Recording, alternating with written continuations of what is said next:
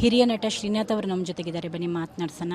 Sir, ತುಂಬ ಆಘಾತವಾಗಂತು ಸಡನ್ನಾಗಿ ಅಪರ್ಣ ಅವರು ಹೋಗ್ಬಿಟ್ರು ಅಂತಂದಾಗ ತಮಗೂ ಕೂಡ ಕಣ್ಣೆದುರಿಗೆ ನೋಡಿರ್ತೀರ, ತುಂಬ ಕಷ್ಟ ಆಗಿರುತ್ತೆ. ತನ್ನ ಸಾವು ಅವಳಿಗೆ ಗೊತ್ತಿತ್ತು, ಇವತ್ತಲ್ಲ ನಾಳೆ ಒಂದೇ ಬರುತ್ತೆ ಅಂತ. ಆದರೆ ಆ ಸಾವಿಗೆ ಹೆದರಲಿಲ್ಲ ಅವಳು. ಸಾವೇನು ಬರುತ್ತೆ, ಅದು ಬಂದಾಗ ನೋಡ್ಕೊಳ್ಳೋಣ. ಬದುಕಿರುವಾಗ ಅದನ್ನು ಮೆಟ್ಟಿ ನಿಲ್ಲಬೇಕು ಅಂತ, ಆ ಮೆಟ್ಟಿ ನಿಲ್ಲೋದಕ್ಕೆ ಹಾಗೆ ನಗ್ತಾಯಿದ್ಲು, ಹಾಗೆ ಮಾತಾಡ್ತಾಯಿದ್ಲು. ಮಾತಿಗೆ ಯಾವತ್ತೂ ಕಷ್ಟಪಟ್ಟವಳಲ್ಲ ಅವಳು, ಕಷ್ಟಪಟ್ಟವಳಲ್ಲ. ಆ ಮಾತಾಡೋದಕ್ಕೆ, ಆ ನಗು ಮುಖಕ್ಕೆ, ಆ ಮುಖದಲ್ಲಿ ನಗು ತರೋದಕ್ಕೆ ಅವಳಿಗೆ ಅತ್ಯಂತ ಶಕ್ತಿಯಾಗಿದ್ದರು ಅವಳ ಗಂಡ. ಇಬ್ಬರಿಗೂ ಗೊತ್ತಿತ್ತು ಎಷ್ಟು ನೋವು ಅನುಭವಿಸಿದಾಳು ಅವಳು ಅಂತ. ಆದರೆ ಇನ್ನೊಬ್ಬರ ಮುಂದೆ ಬಂದಾಗ ನೋವೆಲ್ಲ ಅವಳಲ್ಲೇ ಇಟ್ಕೊಂಡು ನಗ್ನಗ್ತಾ ಮಾತಾಡೋಳು. ಆ ನಗ್ನಗ್ತಾ ಮಾತಾಡುವಾಗ ಅವಳ ಆ ಭಾಷೆ ಕೇಳಿದಾಗ ನಮ್ಮ ನೋವೆಲ್ಲ ನಾವು ಮರಿತಾಯಿದ್ವು, ನಮ್ಮ ನೋವು ಮರಿತಾಯಿದ್ವು. ನಮಗೆ ಅಕಸ್ಮಾತ್ ನೋವಾಗಲಿ ಸಂತೋಷ ಆಗಲಿ, ನಾವು ಏನಾದ್ರು ಒಂದು ಹೇಳಬೇಕು ಅಂದಾಗ ಪದಗಳಿಗೆ ತಡ್ಕೊಳ್ಳೋದು ಸಾಮಾನ್ಯ ಸ್ವಭಾವ ಪ್ರತಿಯೊಬ್ಬರದು. ಏನೋ ಒಂದು ಹೇಳಬೇಕು ಅಂದರೆ ಆಮೇಲೆ ಬರುತ್ತೆ. ಆದರೆ ಪದಕ್ಕೆ ಯಾವತ್ತೂ ತಡ್ಕಾಡ್ದವಳಲ್ಲ, ಸಂತೋಷಕ್ಕೆ ಯಾವತ್ತೂ ತಡ್ಕಾಡ್ದವಳಲ್ಲ. ಯಾಕೆಂದರೆ ಆ ತನ್ನ ನೋವೆಲ್ಲ ಮೆಟ್ಟಿ ನಿಂತಿದ್ಲು. ಏನಾಗುತ್ತೆ ಅಂತ ಗೊತ್ತಿತ್ತು, ಆ ಗೊತ್ತಿದ್ರು ಮೆಟ್ಟಿ ನಿಂತು ನಾ ತೋರಿಸ್ತೇನೆ, ನಾ ಬದುಕ್ತೀನಿ ಅಂತ ಛಲ ಇತ್ತು. ಆ ಛಲ ಇದೆಯಲ್ಲ, ಛಲದೋಳು ದುರ್ಯೋಧನ ಅಂತ ಇಂದು ಬರೆದಿದ್ರು ದೊಡ್ಡವರು ಯಾರ್ಯಾರು ಆ ಕಾಲದ್ದು, ಮಹಾಭಾರತದ ಕಾಲ ತಗೊಂಡಾಗ.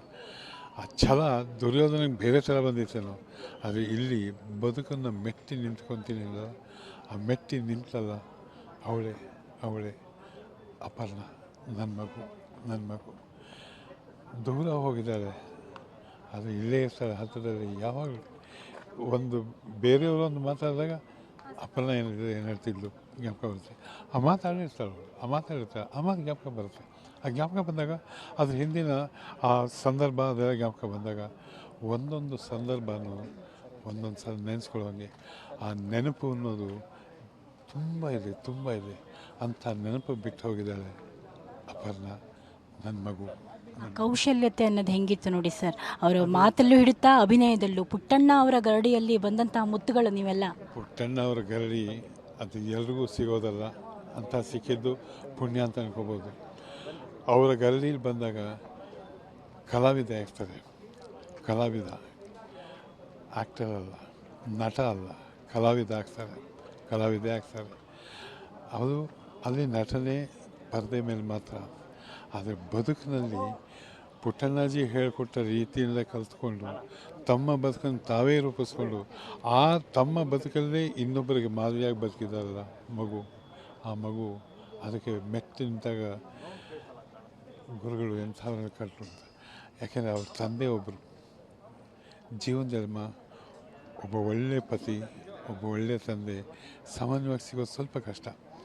ಆದರೆ ಇಬ್ಬರಲ್ಲಿ ಯಾರು ಒಳ್ಳೆಯವರು, ಯಾರು ತುಂಬ ಇದು ಅಂತ ನೋಡಿದ್ರೆ ಗಂಡನ ಹೆಂಡತಿ ತಂದೆನ ಅನಿಸುತ್ತೆ.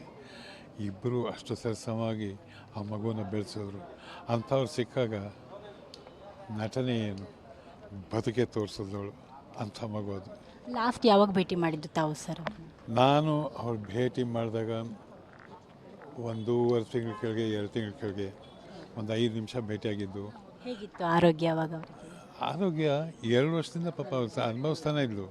ಆರೋಗ್ಯವಾಗಿದ್ದರಿಂದ ನಾನು ಕೇಳ್ತಾ ಇಲ್ಲ ಆರೋಗ್ಯ ಹೇಗಿದೆ ಅಂತ ಕೇಳ್ತಾ ಇಲ್ಲ. ಯಾಕೆಂದರೆ ಗೊತ್ತು ಅದಕ್ಕೆ ಅಂಥವ್ರು ನೋಡ್ಬಿಟ್ಟು ನಿಮ್ಮ ಆರೋಗ್ಯ ಹೇಗಿದೆ ಈಗ ಅಂದರೆ ಯಾಕೆ ಕೇಳ್ತಾ ಇದ್ದಾರೆ.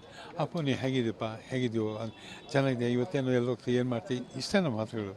ತುಂಬ ಮಾತಾಡೋದು ಈಗ 1.5 ತಿಂಗಳ ಕೆಳಗೂ ಮಾತಾಡಿದೆ, ತುಂಬ ಮಾತಾಡಿದೆ. ನಾನು ಆರೋಗ್ಯದ ಬಗ್ಗೆ ವಿಚಾರಿಸ್ತಿಲ್ಲ. ಅಂಡ್ ಒಳ್ಳೆಯದು ಅಂದರೆ ಅವಳು ನನ್ನ ಆರೋಗ್ಯದ ಬಗ್ಗೆನೂ ಕೇಳಲಿಲ್ಲ. ಯಾಕಂದರೆ ನನ್ನ ಆರೋಗ್ಯ ಕೇಳಿದಾಗ ನಾನು ಅವಳ ಆರೋಗ್ಯ ಕೇಳಬೇಕಾಗತ್ತೆ. ಇಬ್ಬರು ಆರೋಗ್ಯದಲ್ಲ. ಇವತ್ತು ನಿಂತಿದ್ದೀವಾ, ಇವತ್ತಿನ ಬದುಕು ಒಬ್ಬ ಮನುಷ್ಯ ಅಥವಾ ಗಂಡಸಾಗಲಿ ಹೆಣ್ಣಸಾಗಲಿ ಈ ಕ್ಷಣನೂ ನಾನು ಸಂತೋಷವಾಗಿರಬೇಕು, ನನ್ನ ಸುತ್ತಮುತ್ತ ನಾನು ಸಂತೋಷ ನೋಡಬೇಕು ಅಂತ ಅಂದ್ಕೊಂಡವ್ರಿಗೆ ಬೇರೆ ಯಾವುದೂ ಜ್ಞಾಪಕ ಬರಲ್ಲ. ಆ ಸಂತೋಷ ಇದ್ದಾಗ ಅಷ್ಟೇ ಸಂತೋಷವಾಗಿರುತ್ತೆ. ಸಾವು ನ್ಯಾಚುರಲ್ ಆಗಲೇಬೇಕು. ಇವತ್ತಲ್ಲ ನಾಳೆ ಒಬ್ಬರು ಮುಂಚೆ ಬರ್ಬೋದು, ಒಬ್ಬರು ಆಮೇಲೆ ಬರ್ಬೋದು, ಅದು ದೂರ ಆಗಬೇಕಾಗತ್ತೆ. ಆದರೆ ಇದ್ದಾಗ ನಾವು ಹೇಗೆ ಬದುಕೋದು, ಅದೇ ಅಲ್ಲಾದ ಮಾತುಗಳು, ಆಡಿದ ಕಥೆಗಳು, ಆಡಿದ ಆಟಗಳು, ಆಡಿದ ನೋಡಿದ ನೋಟ್ಗಳು ಇವೆಲ್ಲ ಮನುಷ್ಯನಿಗೆ ಜ್ಞಾಪಕ ಬಂದಾಗ ತನ್ನ ಬದುಕು ತನಗೆ ತುಂಬ ಸಂತೋಷ ಕೊಡ್ತು. ಅಂಥ ಬದುಕು ನನಗೆ ಸಂತೋಷ ಕೊಡ್ತು. ಅಂಥ ಬದುಕು ನನ್ನ ಮಗುಗೂ ಕೊಟ್ಟಿದೆ. ಆತ್ಮಕ್ಕೆ ಶಾಂತಿ ಸಿಕ್ಕೇ ಸಿಗುತ್ತೆ. ಅದನ್ನು ತಗೊಳ್ಳೋ ಶಕ್ತಿಯೂ ಆ ಆತ್ಮಕ್ಕಿದೆ. ಆದ್ದರಿಂದ ಅವಳ ಆತ್ಮಕ್ಕೆ ಶಾಂತಿ ಸಿಗಲಿ ದೇವರೇ ಅನ್ನೋದಕ್ಕಿಂತ ಅವಳ ಆತ್ಮ ನಿನಗೆ ಗೊತ್ತು ದೇವರೇ, ಅಷ್ಟೇ ಹೇಳಬೇಕು. ಧನ್ಯವಾದ ಸರ್ ತಮ್ಮ ಸಮಯಕ್ಕೆ. Thank you. ಸೊ ಇದು ಹಿರಿಯ ನಟ ಶ್ರೀನಾಥ್ ಅವರ ಮಾತಾಗಿತ್ತು. ಕ್ಯಾಮ್ರಾ ಪರ್ಸನ್ ಶಂಭು ಜೊತೆ ಭಾರತಿ, ಪಬ್ಲಿಕ್ ಟಿವಿ.